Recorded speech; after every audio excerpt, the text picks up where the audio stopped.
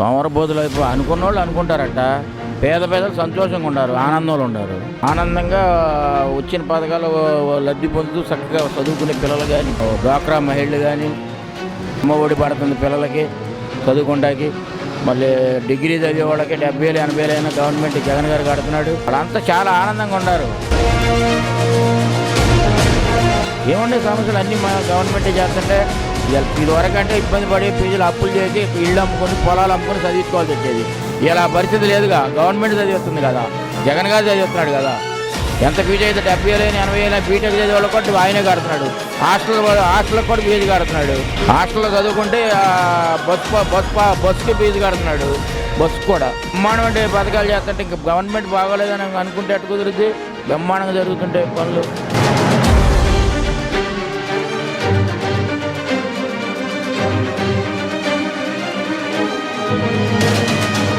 అన్నగారు చెప్పండి, రాష్ట్ర ప్రభుత్వ పనితీరు ఎలా ఉంది? చాలా బాగుందిగా, బ్రహ్మాండంగా ఉంది. అందరికి పథకాలు వెళ్తున్నాయి, అన్ని పథకాలు వెళ్తున్నాయి. అందరూ బాగుంది, సంతోషంగా ఉన్నారు. అన్నగారు, ఈ సంక్షేమ పథకాలు ఇవన్నీ ప్రజలకు ఇవ్వడం వల్ల రాష్ట్ర ప్రజలు సోమరిపోతులు అయిపోతున్నారు అని కొంతమంది ప్రజలు చెప్తున్నారు. దానిపైన మీ అభిప్రాయం? సోమరబోతులు అనుకున్న వాళ్ళు అనుకుంటారట. పేదలు సంతోషంగా ఉన్నారు, ఆనందంలో ఉన్నారు. ఆనందంగా వచ్చిన పథకాలు లబ్ధి పొందుతూ చక్కగా చదువుకునే పిల్లలు కానీ, డ్వాక్రా మహిళలు కానీ, అమ్మ ఒడి పడుతుంది పిల్లలకి చదువుకుంటాకి. మళ్ళీ డిగ్రీ చదివే వాళ్ళకి 70,000 80,000 అయినా గవర్నమెంట్ జగన్ గారు కడుతున్నాడు. వాళ్ళంతా చాలా ఆనందంగా ఉన్నారు. రాష్ట్ర ప్రజలకు ఏం సమస్యలు లేవంటారా? ఏముండే సమస్యలు అన్నీ మా గవర్నమెంటే చేస్తుంటే ఇదివరకు అంటే ఇబ్బంది పడి ఫీజులు అప్పులు చేసి ఇళ్ళు అమ్ముకొని పొలాలు అమ్ముకొని చదివించుకోవాల్సి వచ్చేది. ఇలా పరిస్థితి లేదుగా, గవర్నమెంట్ చదివిస్తుంది కదా, జగన్ గారు చదివిస్తున్నాడు కదా. ఎంత ఫీజు అయితే 70,000 80,000 బీటెక్ చదివే వాళ్ళు కూడా ఆయనే కడుతున్నాడు. హాస్టల్కి కూడా ఫీజు కడుతున్నాడు జగన్ గారు.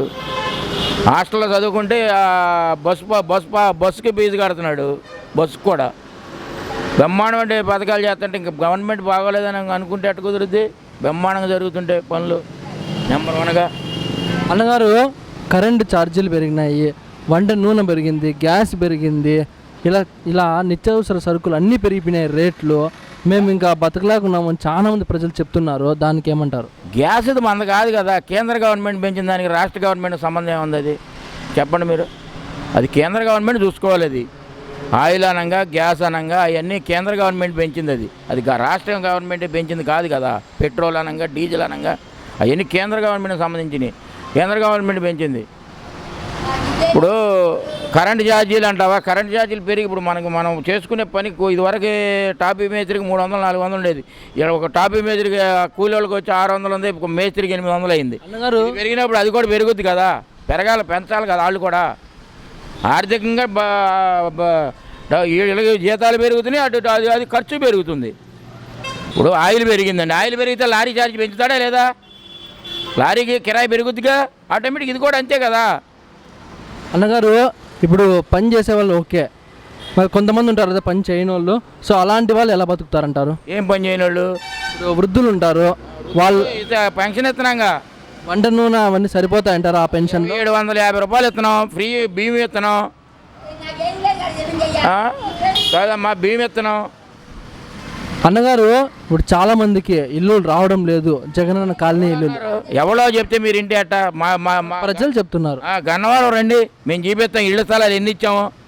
ఇప్పుడు పక్కన వాళ్ళు రండి చూపిస్తాం మేము. ఇవ్వలేదంటే కుదురుద్దా? మొదట్లో ఫ్రీగా ఇల్లు కట్టిస్తాము అని చెప్పినారు, ఇప్పుడు కొంచెం డబ్బులు వేసుకోవాలా అని చెప్తున్నారు. 80,000 రూపాయలు గవర్నమెంట్ స్కీమ్ ఇస్తుందండి. మనం దాన్ని మొదట్లో ఫ్రీగా కట్టిస్తాము అని చెప్పినారు కదా. ఇప్పుడు వాళ్ళు ఫ్రీగా కట్టిమంటే కట్టిస్తారు. ఆ రకంగా కట్టించుకుంటానంటే ఫ్రీగా కట్టిటా కూడా సిద్ధంగా ఉంది గవర్నమెంట్. ఇప్పుడు పిల్లర్స్ లేకుండా వేసి గోడలు వేసేసి స్లాబ్ వేసి ఇస్తారు. అట్ట కావాలంటే అట్టైనా కట్టించేస్తుంది. మీరు పిల్లర్స్ పోసి గట్టిగా కట్టాలంటే మనం పోయి కట్టించుకోవాలి. అన్నగారు, రాష్ట్ర ప్రజలు అయితే బాగున్నారు అని చెప్తున్నారు, బ్రహ్మాండంగా ఆనందంగా ఉన్నారు. నిరుద్యోగం విషయానికి వస్తే ఏమంటారు? నిరుద్యోగం అంటే మన కొంచెం ఇప్పుడేగా కంపెనీలు అతనే 3 సంవత్సరాలు కరోనా వచ్చి రాష్ట్రం అంతా దివాళా పాలైపోయింది. అయినా సరే ఈ జగన్మోహన్ రెడ్డి గారు చాలా ఉందాతనంగా గవర్నమెంట్ లాక్కొచ్చాడు ఈ 3 సంవత్సరాల్లో. కరోనాని తీసుకెళ్ళి ఆరోగ్యశ్రీ కార్డులో పెట్టి అసలు ఏ రాష్ట్రం పెట్టలా కొన్ని వేల మందిని కాపాడాడు జగన్మోహన్ రెడ్డి గారు ఆరోగ్యశ్రీ కార్డులో పెట్టి. మరి బోర్డు అంత ఆర్థిక లోటు కూడా ఉండి కూడా ఇవాళ గవర్నమెంట్ నడుపుతున్నాడు. మనం చాలా ఆనందించాల్సిన విషయం ఇది. అన్నగారు చాలామందికి అంటే గవర్నమెంట్ ఉద్యోగస్తులకి 1వ తేదీ జీతం పడడం లేదు అని బాధపడుతున్నారు. దానికి ఏమంటే ఒకరోజు అటు ఇటు పడుద్ది జీతాలు కూడా ఇప్పుడు అస్సలు పని చేసుకునే వాళ్ళకే ఇది లేనప్పుడు జీతాల వాళ్ళు కూడా ఒక 2 రోజులు 3 రోజులు ఇది అవ్వకపోతే అట్ట ఒకరోజు అటు ఇటు వస్తూ ఉంటాయండి. ఆర్థిక లోటు బడ్జెట్ లోటులో ఉంది మన రాష్ట్రం. విడిపోయి ఉన్నాం, ఇబ్బందుల్లో ఉన్నాం. అయినా సరే మీ జీతాలు మీకు ఇస్తున్నాం. ఎన్ని బాధలు వచ్చినా ఎన్ని ఇది వచ్చినా నెల వచ్చేపాటి ఫ్యాంక్షన్ అంటే ఫ్యాంక్షన్ డబ్బులు 10 తారీఖు వెళ్ళి డోర్ కొట్టి ఇంటికి అప్పు చెప్తున్నాం. వీళ్ళు ఇబ్బంది పడుతున్నారు, ఇంకా సామాన్యులు కూడా ఇంకా. ఇప్పుడు వాళ్ళకి బోల్డ్ బెనిఫిట్స్ ఉంటే వాళ్ళకి ఎందుకు ఇబ్బంది పడతారు చెప్పండి. అన్నగారు ఇప్పుడు 2024 ఎన్నికల్లో సీఎం అభ్యర్థిగా జగన్మోహన్ రెడ్డి గారా, నారా చంద్రబాబు నాయుడు గారా, పవన్ కళ్యాణ్ గారా, ఈ ముగ్గురులో ఎవరు వస్తే బాగుంటుంది అంటారు? జగన్మోహన్ రెడ్డి బంపర్ మెజార్టీ తగిలిస్తాడు. వీళ్ళు అనుకున్నట్టు ఈ తెలుగుదేశం వాళ్ళు చేసే బోకర మాటలు కాదు. అది వాస్తవంగా మ్యానుఫ్యాక్చర్లో పెట్టిన పత్తి పని చేసి చూపిస్తున్నాడు. ఇవాళ జన గుండెల్లో గెలిపోయాడు ఆయన. ప్రతి ఒక్క ఓటు ఇవాళ మళ్ళీ మేము జగన్మోహన్ రెడ్డికి వెళ్ళాలని చెప్పి జనం ప్రతి ఒక్కరు అనుకుంటున్నారు. గ్యారెంటీ డంకా మీద దెబ్బ కొట్టి జగన్మోహన్ రెడ్డి గారు మళ్ళీ ముఖ్యమంత్రి అవుతాడు. అన్నగారు టీడీపీ గవర్నమెంట్లో సీఎం అభ్యర్థిగా